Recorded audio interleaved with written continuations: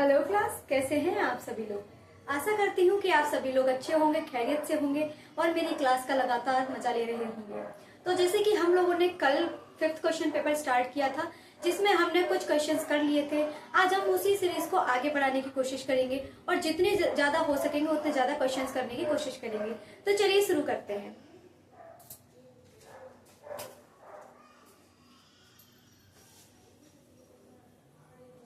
तो बच्चों, कौन सा क्वेश्चन पेपर चल रहा है हमारा? तो हमारा क्वेश्चन पेपर चल रहा था 5th। तो कौन सा क्वेश्चन पेपर चल रहा था? 5th।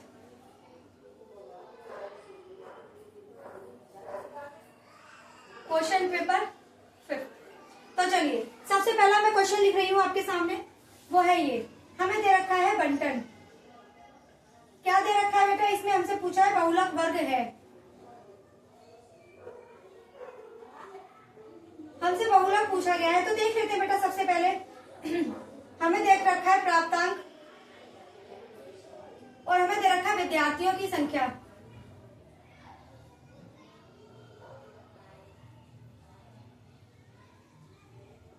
तो प्राप्तांक दे रखा है 10 से कम, 20 से कम, 30 से कम, 40 से कम, 50 से कम, 60 से कम। हमें ये दे रखा है।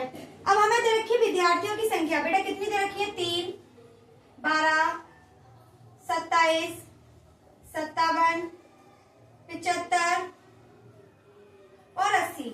हमें ये कुछ संख्याएं दे रखी हैं। अब हमसे कहा है कि इसका बहुलक ज्ञात कीजिए। तो हम पहले क्या करते थे? पहले हम ये करते थे कि इनमें से देखते थे और जिसकी संख्या ज्यादा होती थी उसको उसमें छांट देते थे। लेकिन अब देखिए, क्वेश्चन का पैटर्न बिल्कुल चेंज होकर आया है। क्वेश्चन का पैटर्न क्या है? उसने बोला 60 से कम, 50 से कम, 40 से कम, 30 से कम, 20 से कम, 10 से कम। तो 10 से कम यानी कि 10 से कम की संख्याएं कितनी है? 20 से कम के टोटल फ्रीक्वेंसी कितनी आ रही है? 30 से कम की फ्रीक्वेंसी आ रही है 40 से कम, यानी कि कितने एरिया की फ्रीक्वेंसी इतनी है। तो देखिए, हम यहाँ पर लिखेंगे 0 से 10। मैं यहाँ से लिख रही हूँ 0 से 10 की फ्रीक्वेंसी हमारी आ रही है 3। अब लिख रही हूँ मैं 10 से 20। तो 10 से 20, 12 में से 3 घटा देंगे, कितना आ गया बेटा आपका? 9। 20 से 30, 27 में से 12 घटा दीजिए, कितना आ जाएगा? 5, 1, 15। फिर आप करेंगे 30 से 40, तो इसमें से आप 27 घटा दीजिए, कितना आएगा? 0, 3, 30। फिर आप घटाएंगे आपका 40 से 50, तो 75 में से आपको 57 घटा देना है। 15 में से 7 काटोगे 8 और 6 में से 5 काटोगे 1। अब आपको 50 से 60, तो आपका आ गया, आप इसमें से 75 घटा दीजिए तो आपका आ गया 5। देखिए, आपको सबसे पहले जब भी इस तरीके का क्वेश्चन मिलेगा तो आपको क्या करना है? 10 से कम यानी कि मैं 0 से 10 के बीच की संख्या ले रही हूँ, तो कितनी बार फ्रीक्वेंसी आई है? तो 3 आई है। फिर मैंने 10 से 20 ले लिया, 20 से कम तो 10 से 20 ले लेती हूँ मैं। तो जो दे रखा है ना ऊपर वाली संख्या, उसे 12 में से 3 को घटा देंगे तो हमारा 9 आ गया। फिर मैंने 20 से 30 ली, तो 27 में से ऊपर वाली संख्या घटाएंगे, 15 आ गया। 30 से 40 लेंगे तो 57 में से 27 घटाएंगे, 30 आएगा। 40 से 50 लेंगे तो ऊपर वाली संख्या को घटाएंगे, 18 आएगा। और 50 से 60 लेंगे तो 80 में से 75 घटाएंगे तो हमारा कितना आ गया? 5 आ गया। अब हम इस फ्रीक्वेंसी में से चेक करेंगे, उसके बाद हमें पता चलेगा कि कितनी आ रही है। तो ये आपके बेटा फ्रीक्वेंसी यानी कि बारंबारता है। क्या है बेटा? ये फ्रीक्वेंसी या बारंबारता। तो देखिए, इसमें सबसे ज्यादा किसकी फ्रीक्वेंसी है? तो बेटा देखिए, 30 की फ्रीक्वेंसी है। और 30 को पकड़िए और चले आइए कहाँ पे? तो हमारी फ्रीक्वेंसी क्या आ गई बेटा? 30 से 40। बहुलक क्या होता है बेटा? जिसकी सबसे ज्यादा बारंबारता वही बहुलक होता है। तो हमारा आंसर कितना आ गया? 30 से 40। ये आपका क्या है? आंसर। यही पूछा है कि बहुलक वर्ग है। आई होप आप लोगों को ये क्वेश्चन समझ में आ गया होगा। तो चलिए नेक्स्ट क्वेश्चन शुरू करते हैं। इसे उतार लें सब लोग अपने, जब तक अपनी कॉपी पर। चलिए, और जिसको नहीं उतारना है वो स्क्रीनशॉट ले सकता है।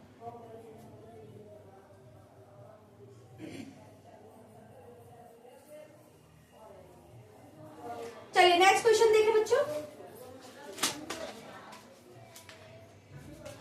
क्वेश्चन दे रखा है बेटा आप लोगों को, द्विघात समीकरण के मूलों का योगफल तथा गुणनफल क्रमशः 7 और देखिए मूलों का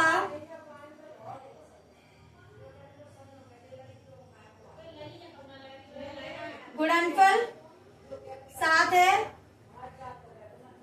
और मूलों का योगफल 12 है। तो उसने बोला द्विघात समीकरण बताइए।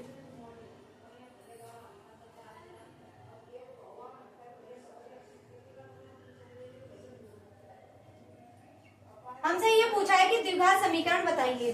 तो जब भी आपसे पूछा जाए कि द्विघात समीकरण बताइए तो द्विघात समीकरण का एक फॉर्मूला होता है। तो फॉर्मूला क्या होता है बेटा, मैंने आपको बताया था ax square plus bx plus k है c। हमारा कुछ इस तरीके से दिखना चाहिए।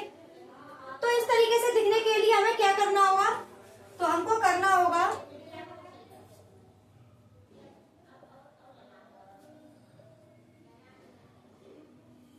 बेटा इसका समीकरण होता है एक्स स्क्वायर माइनस के मूलों का योगफल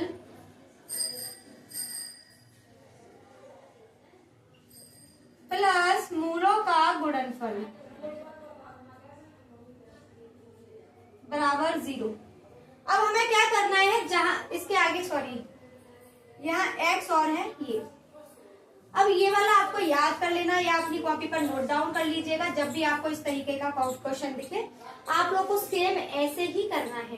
तो एक्स स्क्वायर अपनी जगह पर उतारेंगे माइनस मूलों का योगफल, देखिए बच्चों मूलों का योगफल कितना रखा है 12, मल्टीप्लाई में क्या है x प्लस मूलों का गुणनफल कितना दे रखा बच्चों 7 बराबर 0। ये बेटा हमारा क्या आ गया आंसर। चलिए सॉरी मैंने यहाँ थोड़ा सा गलत कर दिया है। यहाँ होता है मूलों का गुणनफल और यहाँ होता है मूलों का योगफल। तो यहाँ पर आ जाएगा आपका 7 और यहाँ आ जाएगा आपका 12। बच्चों थोड़ा सा गलती हो गई थी, वो मैंने आपको यही करेक्शन करा दिया है। प्लीज इसे सही कर लेना अपनी कॉपी पे। तो चलिए नेक्स्ट क्वेश्चन देखते हैं क्या होगा। आई होप ये समझ में आ गया होगा, कुछ भी नहीं था, बहुत ही छोटा सा क्वेश्चन था। चलिए नेक्स्ट क्वेश्चन देखिए क्या करना है हमको। नेक्स्ट क्वेश्चन दे रखा है, एक इक्वेशन दे रखी है हमें एक्स स्क्वायर माइनस के 2x माइनस के 3 के शून्यांक होंगे। या तो आप इसमें त्रिधराचार्य का प्रयोग करें, और अगर त्रिधराचार्य का प्रयोग नहीं कर रहे हैं तो जैसे ही मैंने आपको फैक्टर सॉल्व करना सिखाए हैं बस उसी का यूज करें और इसके शून्यांक निकालने। तो सबसे पहले हम क्या करते हैं बेटा, 1 का मल्टीप्लाई 3 में कर देते हैं, 3 होता है। अब किन्हीं 2 डिजिट का मल्टीप्लाई ऐसे करते हैं कि इनके जोड़ने या घटाने पर कितना आ जाए, बीच वाला नंबर आ जाए। तो 3 इंटू 1 ये तो हो गया 3, और मैं 3 में से 1 को माइनस कर दूं तो कितना आ जाएगा 2 आ जाएगा। तो क्या मैं 2 की जगह पर 3 - 1 लिख सकती हूँ? तो जी बिल्कुल लिख सकती हूँ। तो चलिए लिख देते हैं क्या लिखना है। X square minus 3 - 1x minus के है 3, ठीक है। अब मल्टीप्लाई क्या है बेटा, एक्स स्क्वायर माइनस के 3x, जब माइनस का मल्टीप्लाई माइनस में करेंगे तो प्लस का हो जाएगा, बराबर में 0 चल रहा है, ठीक है। चलिए इसमें से x कॉमन ले लें तो यहाँ आ गया x माइनस के 3, यहाँ से 1 कॉमन लेंगे तो x माइनस के 3। देखिए दोनों ब्रैकेट मेरे सेम है तो दोनों ब्रैकेट को कॉमन ले लेंगे। अब इसको 0 के बराबर रखें, कितना आ गया बच्चों x बराबर 3, x प्लस 1 को 0 के बराबर रखें तो x बराबर कितना आ गया माइनस के 1। तो बेटा ये आपके होंगे शून्य। आई होप आपको क्वेश्चन समझ में आ गया होगा। देख लेते हैं इसका आंसर क्या आ रहा है। बेटा इसका आंसर आ रहा है सी। चलिए उतार लें, स्क्रीनशॉट ले लें, जो आपको अच्छा लगे वो आप करें। चलिए आपके आज सारे के सारे एमसीक्यूज खत्म हो चुके हैं। अब हम लोग क्वेश्चन की तरफ अपना रुझान बढ़ाएंगे। तो देखते हैं कि क्वेश्चन किस तरीके से सॉल्व आते हैं और किस तरीके से सॉल्व किए जाएंगे। तो आपको क्वेश्चन दे रखा है बेटा ये, उसने बोला है साइन a माइनस बी बराबर दे रखा है 1/2, कॉस a प्लस बी बराबर दे रखा है 1/2, जहां पर 0 is lesser than a plus b and greater than 90 greater than equal to. और उसने दे रखा है कि ए व बी ज्ञात कीजिए। हमसे उसने पूछा है ए और बी की वैल्यूज निकालिए। हमें साइन ए की वैल्यू दे रखी है, सॉरी साइन ए प्लस बी की वैल्यू दे रखी है, कॉस ए प्लस बी की वैल्यू दे रखी है, और हमसे ए और बी की वैल्यू फाइंड आउट करने के लिए कह रहा है। तो चलिए इसे सॉल्व करते हैं, कैसे सॉल्व किया जाएगा। तो देखिए सबसे पहले मैंने साइन ए माइनस बी बराबर 1/2 उठा लिया। हाँ, तो मैंने आप लोगों को ट्रिग्नोमेट्री की टेबल करवाई थी, जिसमें मैंने आप लोगों को बताया था कि साइन में 1/2 किसकी वैल्यू होती है। तो देखिए बच्चों, साइन में 1/2 होती है साइन 30 की वैल्यू। कितने की? साइन 30 की। तो क्या मैं 1/2 को साइन 30 लिख सकती हूँ? जी हाँ, मैं लिख सकती हूँ। मैंने साइन से साइन कैंसिल कर दिया। मेरा क्या बना बच्चों? a माइनस बी बराबर 3। मैंने इसे इक्वेशन 1 मान लिया। आई होप यहाँ तक आप लोग को समझ में आ गया। अब मैं cos a प्लस बी को उठा लेती हूँ। cos a प्लस बी बराबर है 1/2। तो आप लोग जानते होंगे कि cos a प्लस बी में, यानी कि cos में 1/2 किसकी वैल्यू होती है। मैंने आपको ट्रिग्नोमेट्री टेबल पूरी लिखवा दी है, कई बार मैंने समझा भी दी है। तो प्लीज प्लीज प्लीज ट्रिग्नोमेट्री की टेबल रट्टा मार लें, याद कर लें। मैंने आपको बनाना सिखाया था कि आप लोग एक बार इसे बनाना सीख गए तो आपको याद करने की जरूरत नहीं पड़ेगी। तो प्लीज उसे एक बार देख लें, 1-2 बार देखोगे याद हो जाएगी बच्चों। तो देखिए cos a प्लस बी बराबर होगा cos 60 के। इसे ऊपर कर देती हूँ।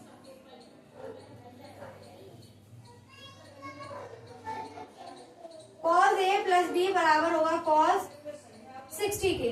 अब देखिए ये cos और ये cos आपस में कैंसिल आउट हो गए, तो आपका बना a प्लस बी बराबर 60। इक्वेशन कितनी हो गई बच्चों?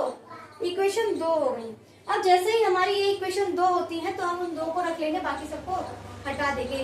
देखिए जिस तरीके से मैं आप लोगों को करवा रही हूँ, आपको क्वेश्चन पेपर में सेम ऐसे ही करके आनी है, जिससे कि आप लोगों को बिल्कुल भी समस्या नहीं होगी और मार्क्स आपके कटेंगे नहीं।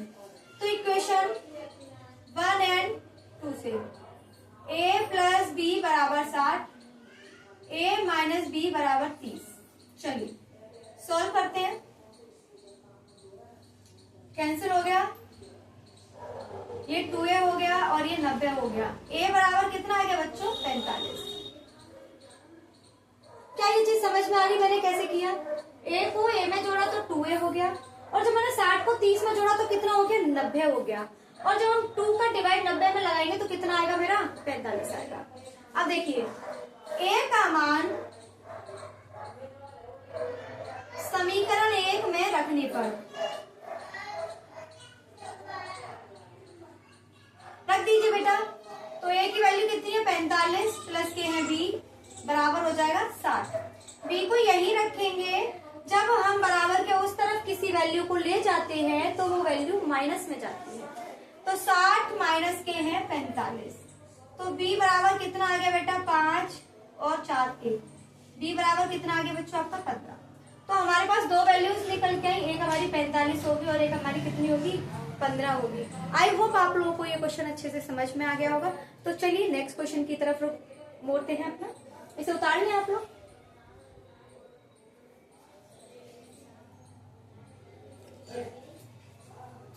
नेक्स्ट क्वेश्चन करने की कोशिश करेंगे।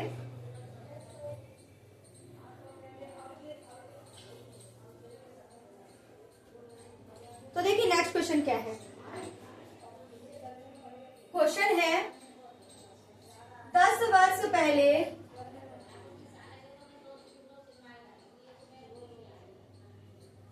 एक पिता की आयु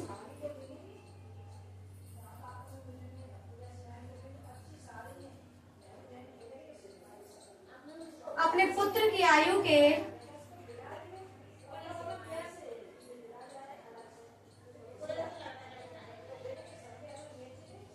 12 गुनी थी।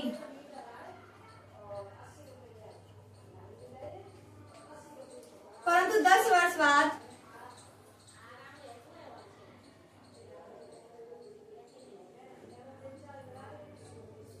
उसकी आयु अपने पुत्र की आयु की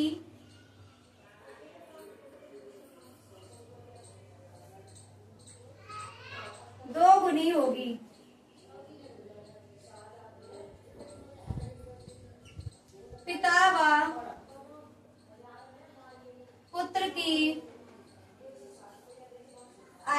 बताइए। देखिए बच्चों, हमको एक क्वेश्चन दे रखा है।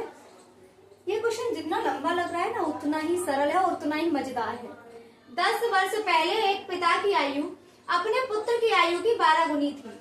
अब देखिए 10 वर्ष पहले यानी कि वर्तमान में मेरी उम्र अगर 10 साल की है, 10 साल नहीं 20 मान लेते, चलो 28 मान लेते, मेरी आयु वर्तमान में 28 साल की है।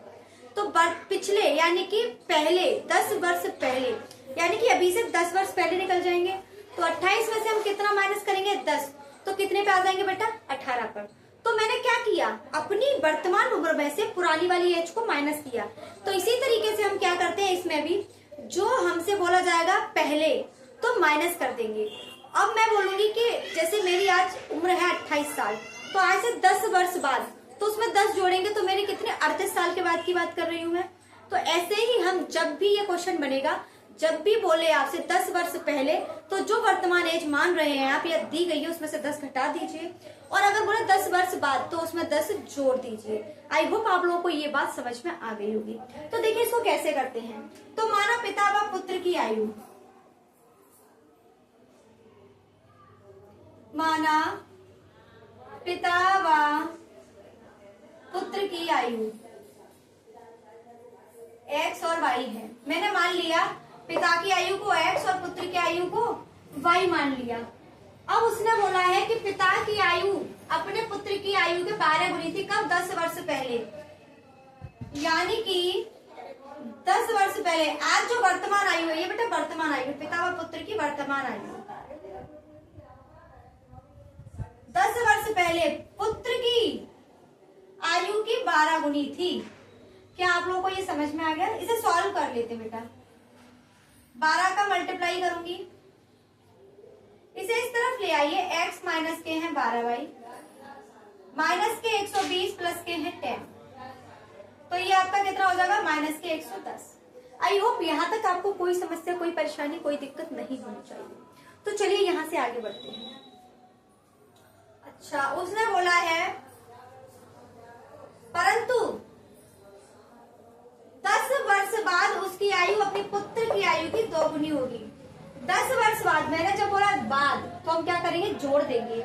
तो 10 वर्ष बाद उसकी आयु, तो 10 इसमें भी जोड़ेंगे 10 इसमें भी जोड़ेंगे, पुत्र की आयु की 2 गुनी थी, यानी कि जो पुत्र है ना उसकी आयु की 2 गुनी थी। ठीक है, अब इसे सॉल्व कर लेंगे। x प्लस के है 10 बराबर हो जाएगा 2y प्लस के है 20। अब इसे मैं हटा देती हूँ क्योंकि अब क्वेश्चन का काम खत्म हो चुका है, तो मैंने क्वेश्चन का काम हटा दिया। x माइनस के है 2y is equal to 20 minus के 10, तो हमारा कितना आ गया बच्चों 10। ये मैंने इक्वेशन 1 और ये मैंने इक्वेशन 2। तो इक्वेशन 1 एंड 2 से तो चलिए सॉल्व कर लेते हैं फटाफट से। सॉरी, तो भूल भी गई क्या लिखा था। x plus 12y, x minus के 12y बराबर 110।